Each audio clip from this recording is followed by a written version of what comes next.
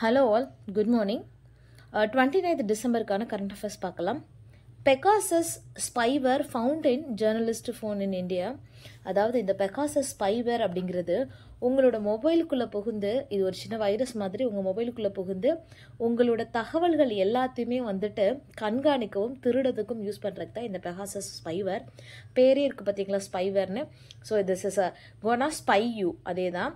இது எங்கே முதல்ல தயாரிச்சிருக்காங்கன்னா 2010 அப்பத்தில் இஸ்ரேலில் உள்ள ஒரு சைபர் கம்பெனி தான் அதை டெவலப் பண்ணியிருக்காங்க. அந்த குரூப் பேர் NSO குரூப். இது இஸ்ரேலில் உள்ளது. இஸ்ரேலில் உள்ள இந்த NSO குரூப்பில் உள்ளவங்கக்கிட்ட இருந்து இந்த ஸ்பைவேர் சாஃப்ட்வேரை நிறைய கண்ட்ரிஸ் வாங்கியிருக்காங்க, கவர்மெண்ட் அஃபீஷியல்ஸ் வாங்கியிருக்காங்க. எதுக்கு அப்படின்னா, இப்போ இந்தியாவுமே வாங்கியிருக்கோம். 2017 இந்தியாஸ் இன்டெலிஜென்ஸ் பியூரோ வந்து இதை வாங்கியிருக்காங்க. எதற்கு அப்படின்னா, நாட்டோட பாதுகாப்புக்கு குந்தகம் விளைவிக்கிற மாதிரி சில கால்ஸு, தென் சில மொபைல் டிரான்சாக்ஷன்லாம் நடைபெறும்ல, அதெல்லாம் கண்காணிக்கிறதுக்காக இதை வாங்கினாங்க. பட் இது அரசியல் தலைவர்கள் மத்தியில் இது மிஸ்யூஸ் பண்ணப்படுது அப்படின்னு பேச்சுவார்த்தை இருக்குது. நம்மளுக்கு அது தேவையில்லை. எங்கேருந்து வாங்கினாங்க? இஸ்ரேலிருந்து NSO group. India's intelligent bureau வந்துட்டு இதை 2017 வாங்கினாங்க. பேர் பெகாசஸ் ஸ்பைவேர். இது எப்படி ஒரு மொபைலுக்கு வரும் அப்படின்னா, SMS மூலமாகவோ இல்லை கால் மூலமாகவோ, சின்ன மிஸ்டு கால் மூலமாக கூட உங்களோட மொபைலில் டைரெக்டாக வந்துடும் அப்படின்னு சொல்கிறாங்க. நம்ம நார்மலாக ஒரு மொபைல் லிங்கை கிளிக் பண்ணால் வைரஸ் ஏறிடுச்சுன்னு சொல்லுவோம் இல்லையா, அதே மாதிரி ப்ரொசீஜர்லாம் ஈஸியாக ஒருத்தவங்களோட மொபைலுக்கு போயிடும். ஈவன் பிளாங்க் SMS ஆற ஒரு சின்ன மிஸ்டு கால் மூலமாக கூட இந்த பெகாசஸ் ஸ்பைவேர் வந்து ஒருத்தவங்களோட மொபைலுக்கு போயிடும். லாஸ்ட் இயர், அதுக்கு முந்தின வருஷம்லாம் வந்து இந்த பெகாசஸ் ஸ்பைவேரை பற்றிட்டு நாடாளுமன்றத்தில் பயங்கரமான விவாதங்கள்லாம் நடைபெற்றுது. தென் மக்கள் மேடை, இது ஒரு சிட்டிசன் பிளாட்ஃபார்ம். இது எதற்கு அப்படின்னு பார்த்தீங்கன்னா, 2015 சென்னையில் ஒரு பெருவெள்ளம் வந்ததில் அப்போ வந்து கிரியேட் பண்ணது. இதோட முக்கியமான நோக்கம் வந்துட்டு இந்த மாதிரி பேரிடர் காலங்களில் மக்களை எவ்வாறு வந்துட்டு அவங்கள தன்னைத்தானே தயார் பண்ணிக்கிறது. ஒரு பேரிடர் வருது, இதில் எவ்வாறு தன்னைத்தானே மீட் எடுத்துக்கிட்டு வெளியில் வர்றது, இந்த மாதிரி ஒரு தயாரிக்கிறதுக்கு, இந்த மாதிரி ஒரு விஷயங்களுக்காக இந்த மக்கள் மேடை அப்படிங்கிற ஒரு திட்டத்தை வந்து ஸ்டார்ட் பண்ணாங்க. மோஸ்ட்லி இதில் பொதுமக்கள், கவர்மெண்ட் வாலண்டியர்ஸ், இவங்க தான் வந்து நிறைய பேர் இருக்காங்க. இதோட நோக்கம் என்ன அப்படின்னு பார்த்தீங்கன்னா, மக்கள் தன்னைத்தானே வந்து காப்பாற்றிக்கணும். அதே வேளையில் மீண்டும் அந்த பேரிடர் நிகழாமல் இருப்பதற்கு என்னென்ன யுத்திகள்லாம் இருக்கோ அதெல்லாம் வந்து கையாளணும். அதே சமயத்தில் கவர்மெண்ட்டையும் இப்போ இந்த குறைகள்லாம் இருக்குது, ஸோ இதெல்லாம் நிவர்த்தி பண்ணுங்க அப்படிங்கிற மாதிரி குறைகளை எடுத்து காட்டுவதற்கும் இந்த மக்கள் மேடை அப்படிங்கிற பிளாட்ஃபார்ம் யூஸ்ஃபுல்லாக இருக்குது. தென் இது ஒரு டேட்டா கொடுத்துருக்காங்க.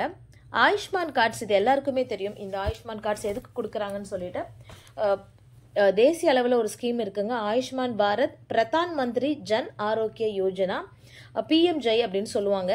இந்த யோஜனாவை படி என்ன அப்படின்னா, எல்லாருக்குமே ஒரு கார்டு கொடுத்துருவாங்க. இந்த திட்டத்தின் கீழ் வருவதற்கெல்லாம் ஒரு சின்ன அடையாள அட்டை மாதிரி கொடுத்துருவாங்க. இந்த ஸ்கீமில் நீங்கள் ஜாயின் பண்ணிட்டீங்கன்னா ஆனுவல் ஹெல்த் கவரேஜ் 5 லட்சம் வரைக்கும் உங்கள் குடும்பத்திற்கு கிடைக்கும். இதனால நீங்கள் வந்துட்டு நோய்களை வந்து நிவர்த்தி பண்ணிக்கலாம் அப்படிங்கிற மாதிரி சொல்கிறாங்க. செகண்டரி அண்ட் ட்ரெஷரி கேர் ஹாஸ்பிட்டலைசேஷனுக்கு கூட இதை நம்ம யூஸ் பண்ணிக்கலாம். இதில் நிறைய பேர் வந்துட்டு பெனிஃபிட் ஆகியிருக்காங்க. கிட்டத்தட்ட அதோட டேட்டாலாம் கொடுத்துருக்காங்க. 49% ஆஃப் இந்த கார்ட்ஸ் வந்துட்டு விமன்ஸ் யூஸ் பண்ணுறாங்க, கார்டு ஹோல்டராக இருக்காங்க அப்படின்னு சொல்லிட்டு ஒரு டேட்டா கிடச்சிருக்கு. தென் கலைஞரோட பொற்கிளி விருதுகள். கலைஞர் அவர்கள் வந்து பாசிசி அப்படின்னு சொல்லுவோம் இல்லையா, பாசிசி விருதுகள் அப்படின்னு சொல்லிட்டு சென்னையில் வருஷம் சென்னை புத்தக கண்காட்சி நடக்கும். இதை நடத்துறது யாருன்னா பபாசி அப்படின்னு சொல்லுவாங்க. பபாசி, சாரி நான் தப்பாக சொல்லிட்டேன், பபாசி.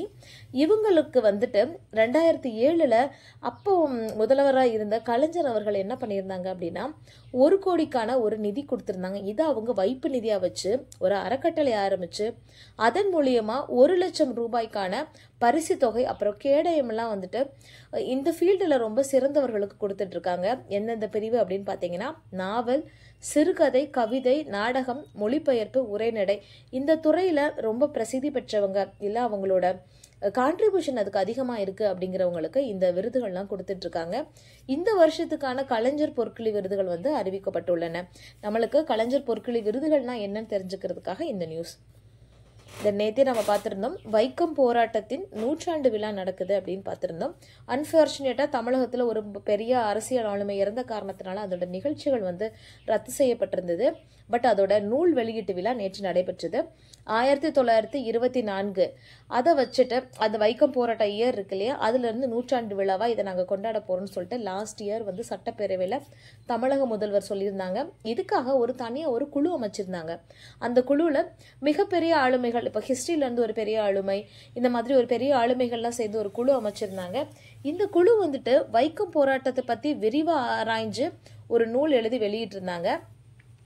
தென் இன்னொரு நூல் வந்துட்டு பெரியாரும் வைக்கம் வீரரும் அப்படிங்கிற ஒரு நூல் வந்துட்டு கேரள முதல்வர் பினராயி விஜயன் அவங்க வந்துட்டு வெளியிட நம்மளோட முதல்வர் அவர்கள் இதை பெற்றுக்கொண்டார்.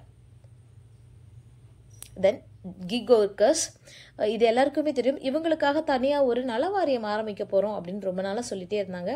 அதே மாதிரி தமிழ்நாடு அரசு வந்து இவங்களுக்காக ஒரு தனியான ஒரு நலவாரியம் அதை ஒதுக்கியிருக்காங்க, ஸ்டார்ட் பண்ணியிருக்காங்க. இந்த கிக் ஒர்க்கர்ஸ் யார் அப்படின்னு பார்த்தீங்கன்னா, நம்மளோட இணையம் சார்ந்ததில் நம்மளுக்கு டெய்லி வந்து யாரெல்லாம் ஹெல்ப் பண்ணுறாங்களோ இவங்கெல்லாம் கிக் ஒர்க்கர்ஸ் தான். ஜொமேட்டோ டெலிவரி அண்ணா, தென் அமேசான் டெலிவரி அண்ணா, இவங்க எல்லாருமே வந்துட்டு கிக் ஒர்க்கர்ஸ் கீழே வருவாங்க. ரீசெண்டாக ஜிடிபியில் வந்துட்டு கிக் எக்கனாமியோட கான்ட்ரிபியூஷன் வந்து அதிகமாக இருக்குது அப்படின்னு சொல்லியிருக்காங்க. ஸோ இவங்களுக்காக ஒரு தனி நலவாரியம் ஆரம்பிச்சிருக்காங்க. தமிழ்நாடு உடல் உழைப்பு தொழிலாளர்கள் சமூக பாதுகாப்பு மற்றும் நல வாரியம். இதில் இணையம் சார்ந்த கிக் தொழிலாளர்கள் வந்துட்டு நீங்கள் இதில் ரெஜிஸ்டர் பண்ணிக்கலாம் அப்படின்னு சொல்லியிருக்காங்க தமிழ்நாட்டிலிருந்து.